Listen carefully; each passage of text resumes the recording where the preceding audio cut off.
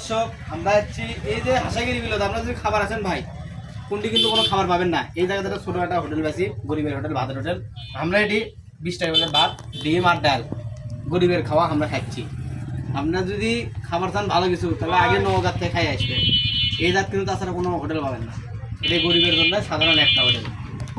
কেউ কিছু কমা নেই গো না, যাও যে একটা হোটেল পাওয়া গেছে, এটা হচ্ছে আমাদের সৌভাগ্য।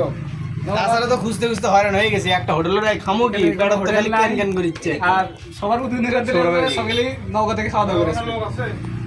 ছিল একটু বাইরে গেছে। এখানে দেশি মানুষদের জন্য খাওয়ার ব্যবস্থা নাই, বিদেশিরা এসে চাউমিন খেতে পারে, এটা আছে, এটাই পাওয়া যাবে। নুডলস, ফুচকা, চটপটি, মেয়েদের খাবার আছে, কিন্তু দেশি মানুষদের কোনো খাবার নেই। এখানে বিদেশিদের জন্য রয়েছে। ছেলেদের করে খাবার নেই। ছেলেদের কথা কি বলবো, ছেলেরা আসতেছে, আমরা আসতেছি, গরিবের দেখতেই পাচ্ছেন ভাই। গরিবের হোটেল।